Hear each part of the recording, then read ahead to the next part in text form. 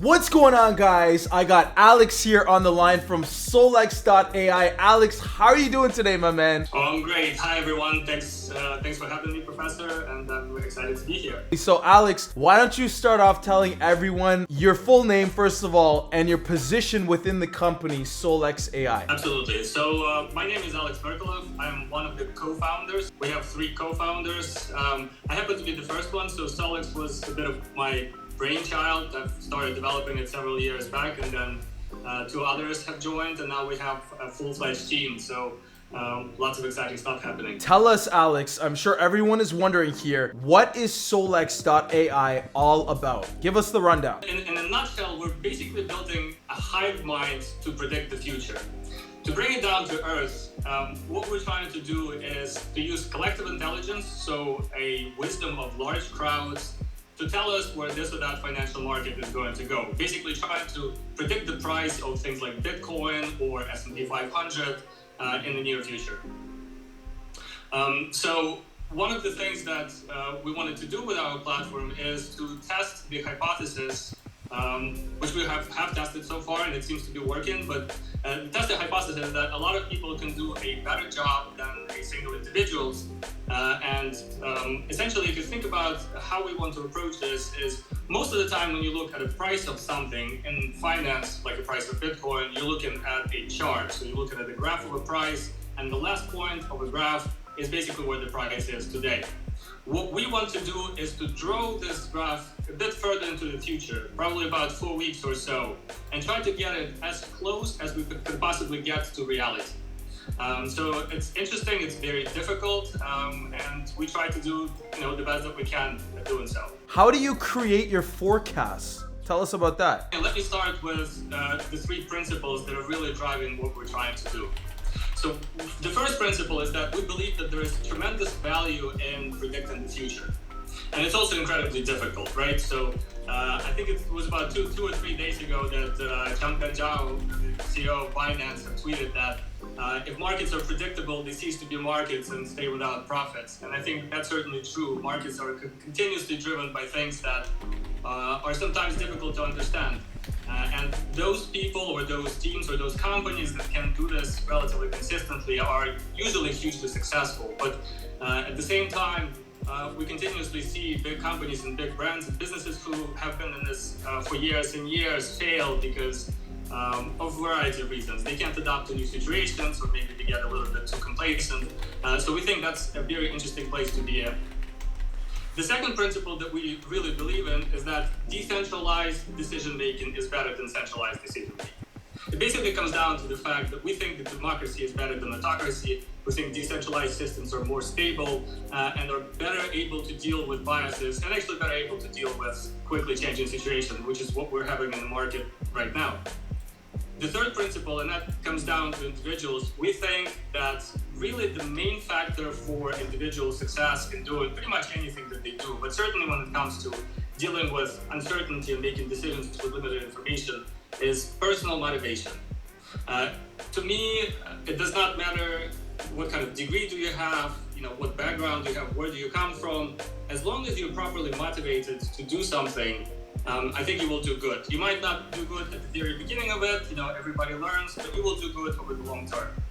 So these are the kind of principles that we want to apply to decision making. And so how do you do this, right? So we have built a platform where we try to get a lot of motivated individuals to essentially predict what the future is going to happen. And it's not an easy task.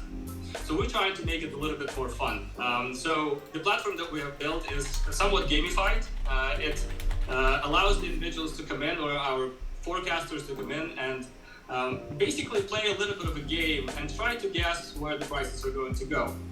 We set some rules into the game.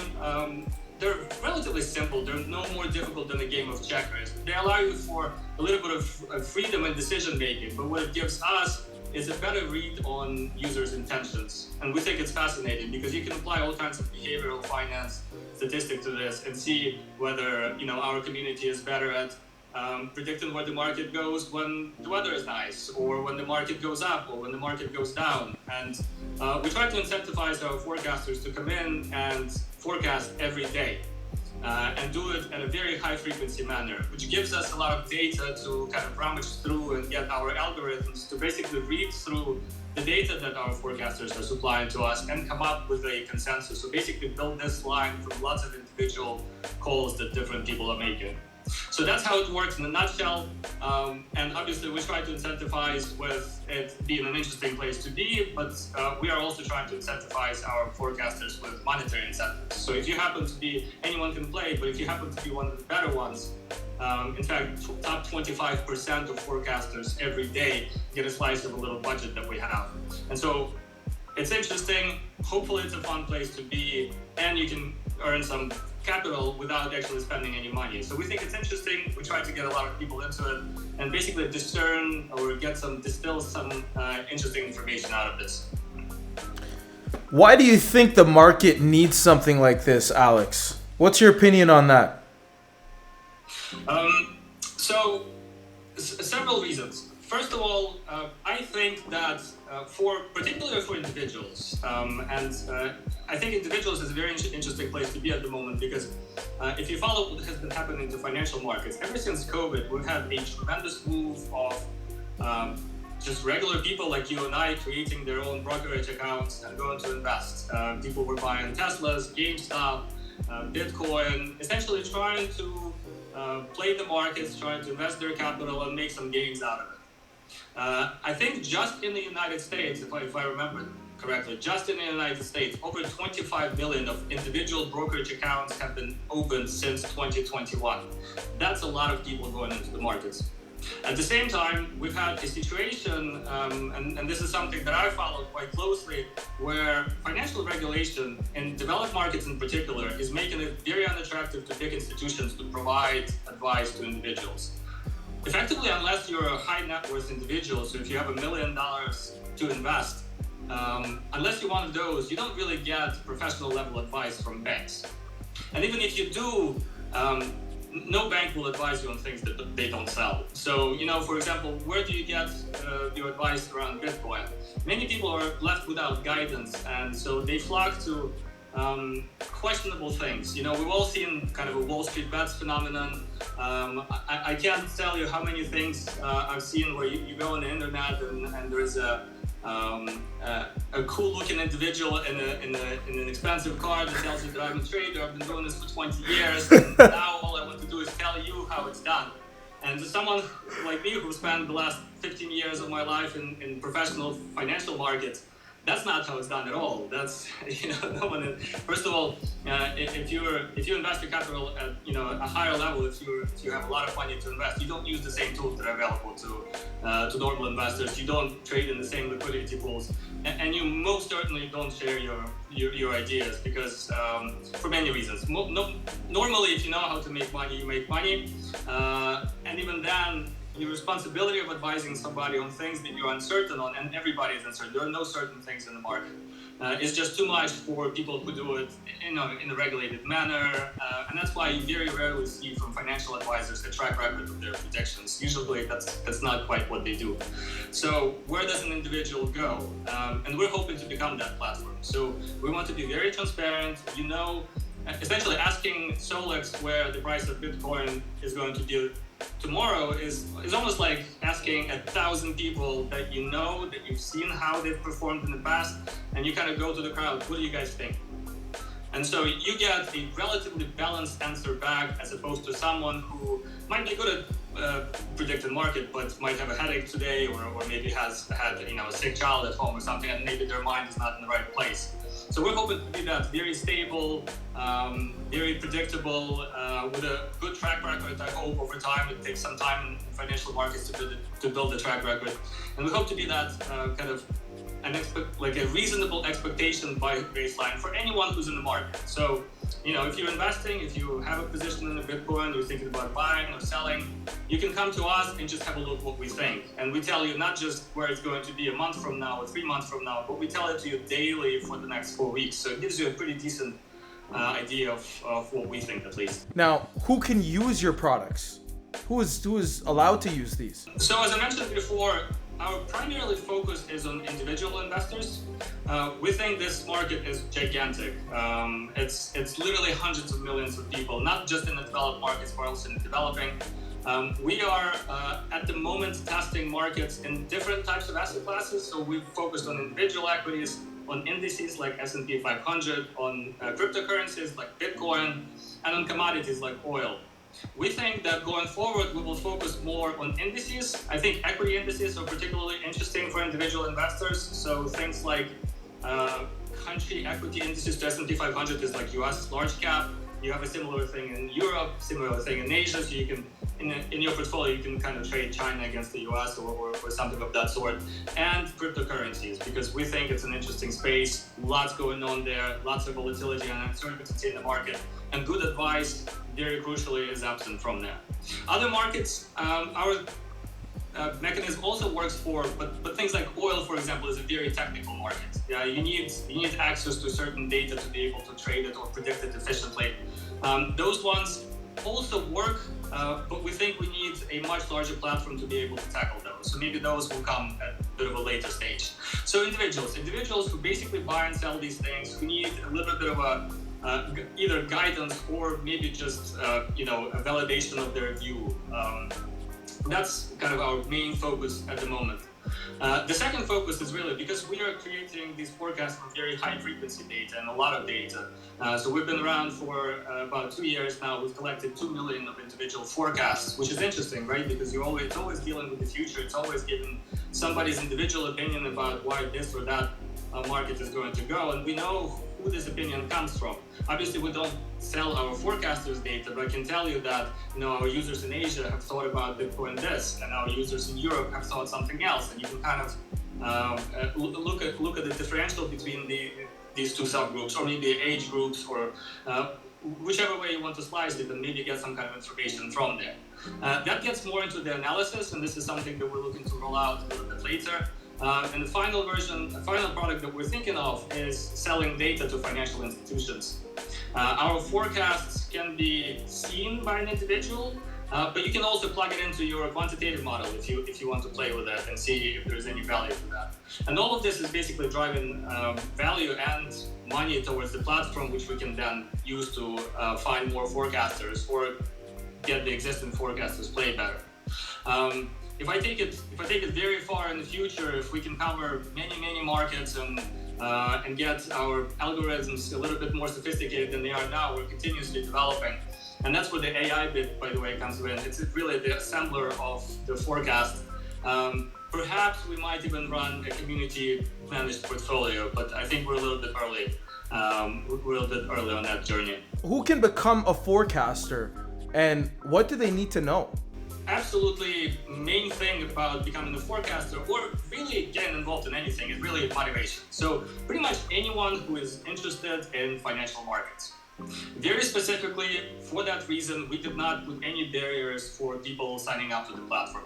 The only barrier that we have really is that you have to verify your identity, because we want to avoid bots and people opening 20 accounts. Like, we want the data to be real. But other than that, pretty much anyone. The most important thing is motivation, and I think for a lot of people, investing is a practical skill. It's not something you can read about and be good at it. It's like games. It's like sport. You can read every book there is about football, but if you've never done it, you're not going to be good at it. It doesn't matter how much you know and how many games you have watched. Investing is very much the same thing. And so if somebody wants to learn how to invest, my advice is always put your money on the line, go invest, and trust me, you will start reading the news. You will know why the market goes up or down. You will, the more you're involved in this, the more you understand, the more you get a feel for, the market is up 2%. Why is it? Yeah. The easier it will become for you to find the information. You'll find trustworthy sources, not just where you'll develop your own kind of a framework. Almost like if you ever played a computer game, right? When you open it for the first time, you suck. You don't know how to do anything. You're unfamiliar with the controls. If you do it for a few weeks, you kind of get around and you're doing all right. But if you've played it for a year, you'll be much better than anyone who just starts. Investing very much the same way. And so what we try to do is Obviously, we also know, I come from, I'm Ukrainian, so I come from an emerging market. And I know that many people there don't have capital or don't actually have access to capital markets. And so for those people who want to start somewhere, we think that Solex is the next best thing, because you can go, you can test your strategies, you can play with the market, you're involved, you follow it on a daily basis. You don't have to put any capital on the line, and you might actually earn some capital if you get any good. There's a pretty healthy competition going on already, and the more people that will come, we're hoping it's going to intensify. So you will have to kind of get better over time as you do this, but we want to open it to anyone. And obviously, if you're a more experienced investor, if you know how the markets are, you can do it for fun. You can see if you're actually that good, as good as you think. You can compete, or you can basically come hang out and see what we think about markets, and maybe that will help you to manage your own portfolio in some way, shape, or form. Very well said, Alex. So let's talk about your token a little bit here. So you've recently launched your own token, the XELO token, right? I think that's the ticker. Is that correct? That's right. We call it XELO. XELO. Okay, so XELO. Why don't you tell us a little bit about more XELO? Yeah, so we're super pumped about the crypto space. I think, a platform like ours that requires a large amount of people, it requires a large amount of people, and I think the crypto space is particularly interesting because usually in the crypto sphere, it's all about the community. It's all about getting people involved, getting people interested, and sharing the proceeds of what you do. So I personally am fascinated with the concept of DAOs, the decentralized autonomous organizations. We're not quite there yet. I'm not sure we will necessarily go down like a fully automated route. But I think the decision making has a lot of parallels with what we try to do. We try to do it in a very specific kind of a narrow application with finance. But the decision making where pretty much anyone can bring their ideas to the fore, you vote on this, you think about what to. I think there's a lot there that we could use, and I think crypto gives you a little bit of that. The second thing is that crypto gives us, first of all, very cheap transaction rates, right? We can trade much cheaper than with a bank account. Our audience is global. We already have forecasters from Philippines, Trinidad and Tobago, and Sweden and the US, and to be able to pay all of them in an efficient manner in relatively small amounts the way we do now, there is no better way than crypto at the moment. Correct. But even more importantly, we think that if we incentivize our players, our forecasters with the token, so we will pay them XELO when they're successful. It allows us to basically, if you think about forecasters as creators, which they are on our platform, we want to make sure that we can share the value of the things we do with the creators directly. So when we incentivize them with XELO, so we will send it to them when they win or when they do something that's useful for the community. At some point in the future, we're hoping to bring it to like a decentralized exchange, probably within 6 months or so. They will be able to, either cash out if they need the money or stick with us. And so that gives us a lot of tools, both to get them involved, to make sure that they're not just emotionally involved with the project, but also have some kind of a real kind of monetary incentive to be there. And so we're doing lots, and we're kind of discovering lots in this space. We're actually launching an airdrop that's kind of a quest airdrop with XELO, so we can get more people onto the platform. And so that's, I think, is going to be fascinating. Again, lots of tools there, lots of things that we can explore. I think the space is very vibrant, lots of young people, everybody's building something, and we were thinking about this. So at the moment, we're trying to make sure that it's just kind of real people that are providing the forecast.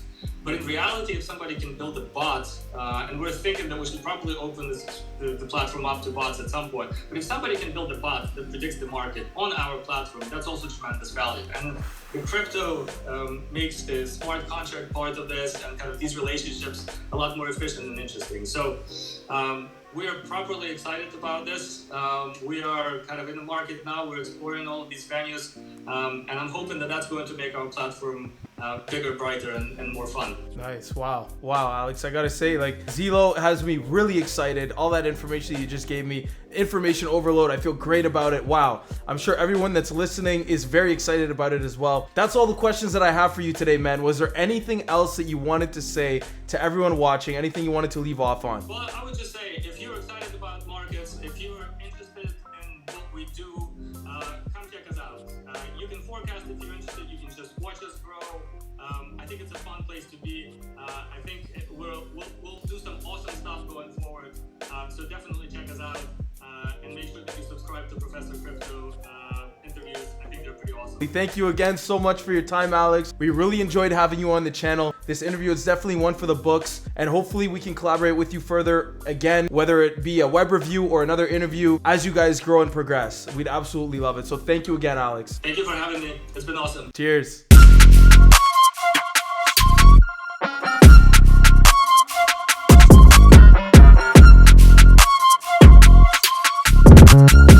Really hope you enjoyed that video, guys. Make sure you hit that like button and the subscribe button if you're interested in seeing some more crypto reviews and exclusive international blockchain events. We are the channel for that, guys, as you know. Thank you again for watching, and we'll see you in the next video.